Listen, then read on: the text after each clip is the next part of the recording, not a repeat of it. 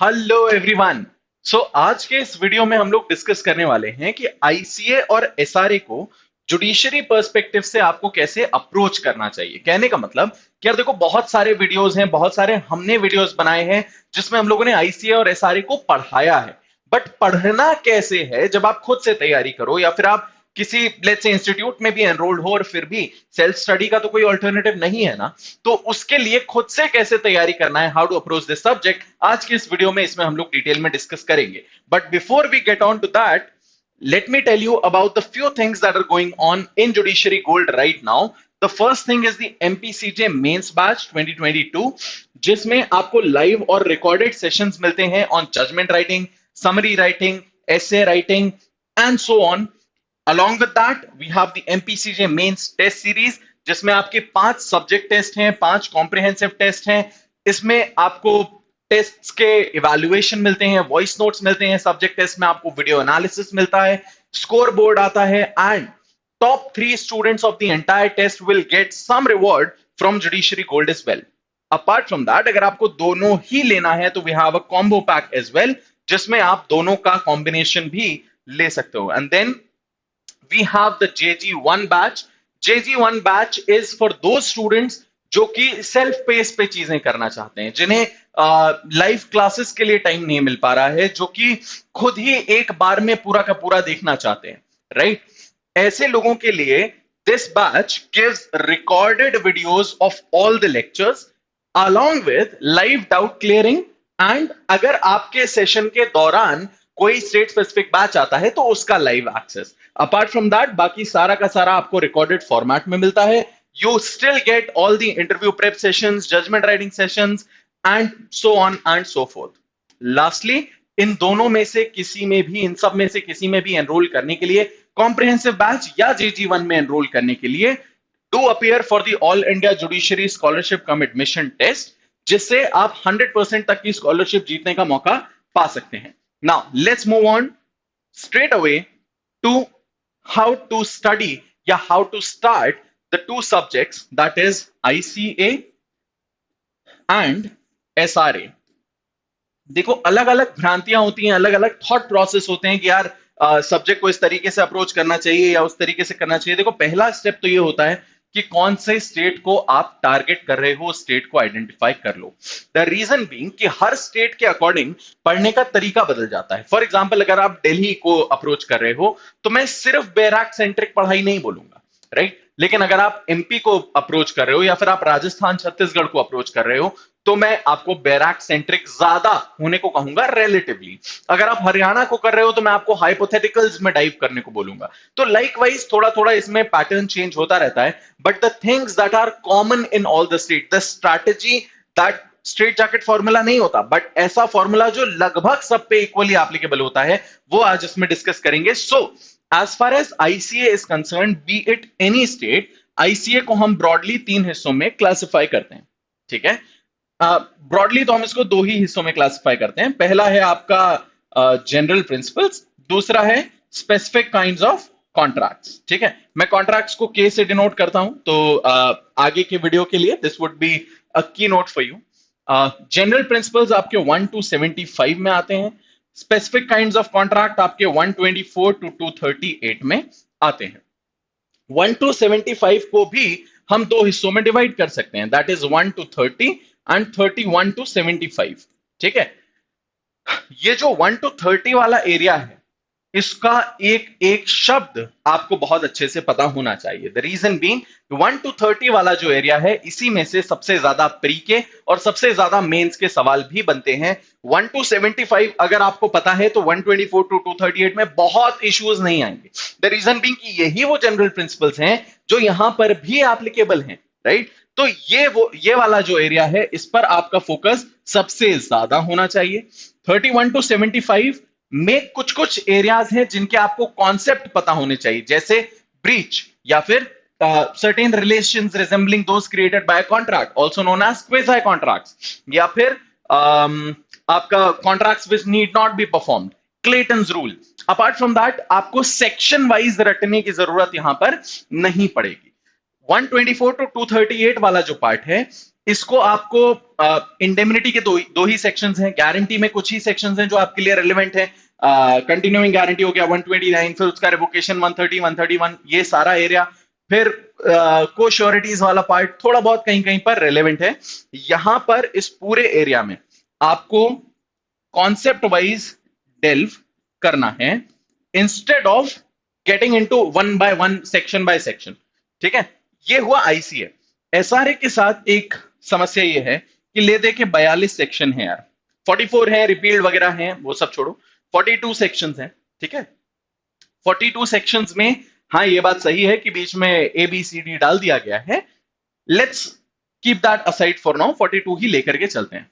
ये 42 यार पूरे पढ़ने पड़ेंगे। एबीसी भी क्या, 20 एबीसी है और 14 ए है, इसके अलावा तो कुछ नया डाला नहीं। 41 में एक एच ए डाल दिया है, कुछ कुछ प्रोविजंस 2018 के बाद से बदल दिए हैं। अब एसआरए में बैराक्ट उठाएंगे और एंटायरिटी में इसको हम पूरा पढ़ के रख देंगे, एक बार कायदे से पूरा पढ़ना है। एसआरए में हम ये भेदभाव नहीं कर सकते कि हमने इसको कम पढ़ाया उसको ज्यादा, क्योंकि एसआरए में कनेक्टिंग सेक्शंस बहुत ज्यादा हैं यार। ठीक है, सेक्शन 10 आप पढ़ोगे, सेक्शन 10 ऑटोमेटिकली आपको क्या बोलेगा, 11 2 14 16, 14 16 आपको लेके जाएंगे 20 की तरफ। 11 2 पढ़ोगे तो 11 1 भी पढ़ोगे, तो ये कनेक्टिंग सेक्शंस बहुत सारे हो जाते हैं, इसलिए इसको पूरा का पूरा पढ़ना जरूरी है।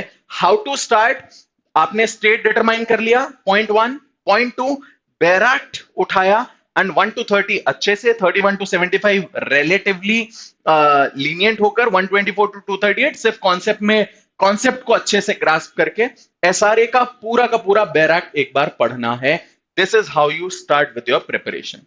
Moving on to second point, how to prepare for prelims examination. देखो यार, प्रीलिम्स में जहां तक बात आपके एसआरए की है ना, एसआरए में बहुत ज्यादा डिटेल्स में जाकर के क्वेश्चंस नहीं आते।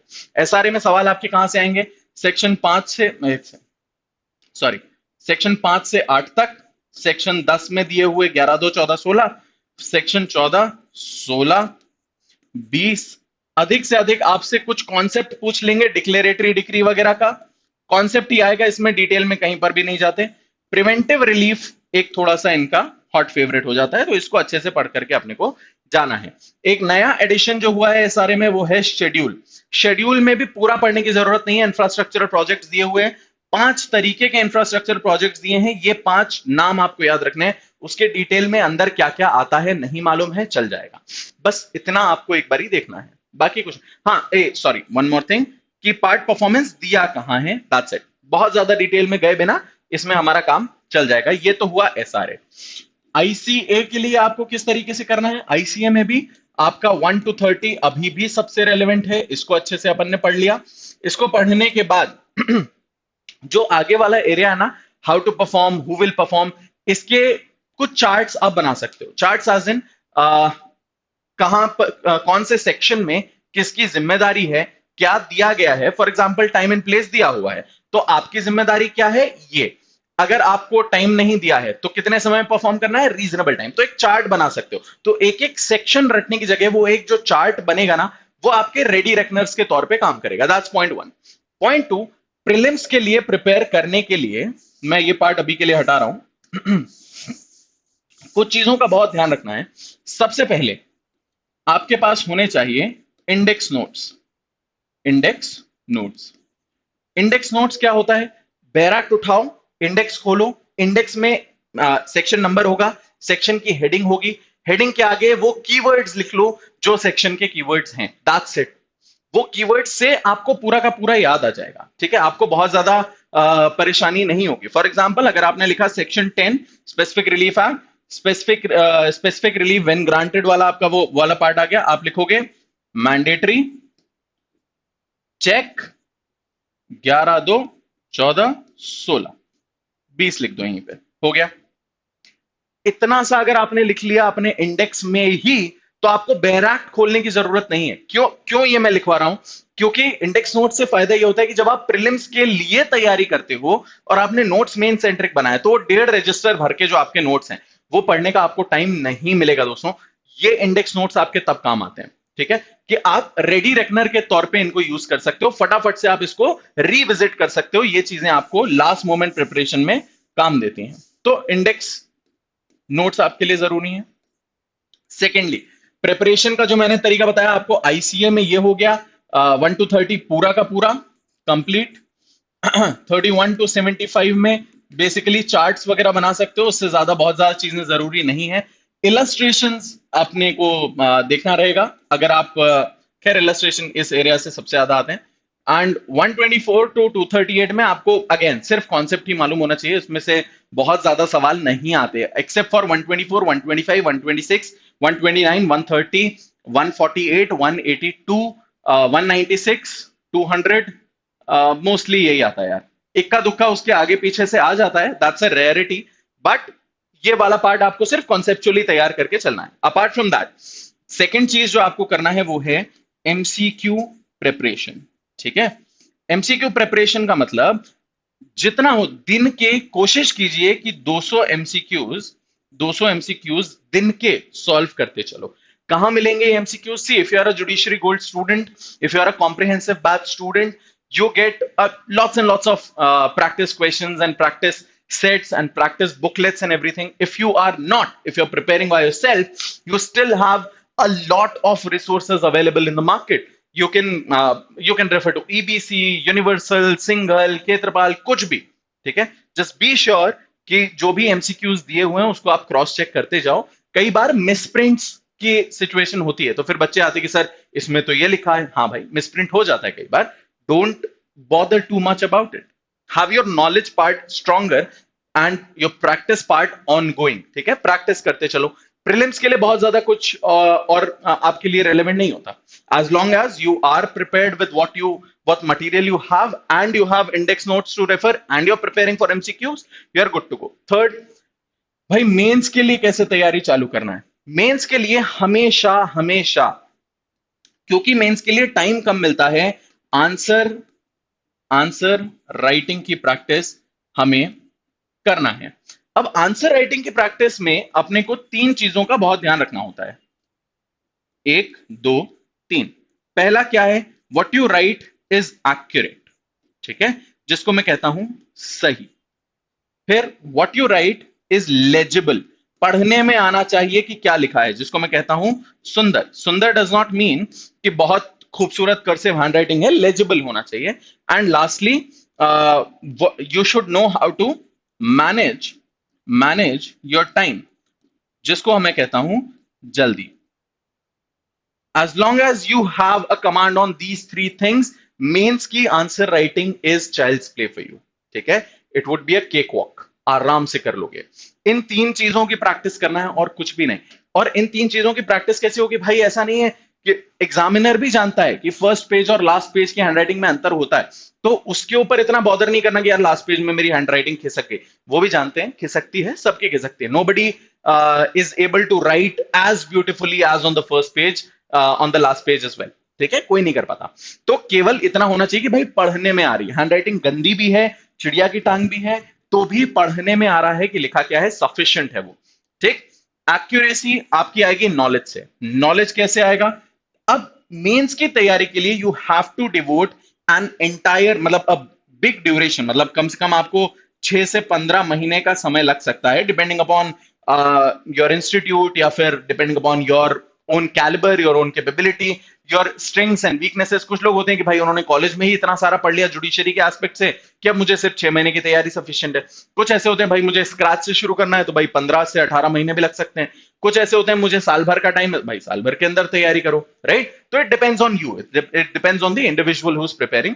इतना समय आपको लग सकता है। आपको हर एक सब्जेक्ट को, इसमें हर एक सब्जेक्ट के प्रीवियस ईयर पेपर्स को उठा करके देखना है।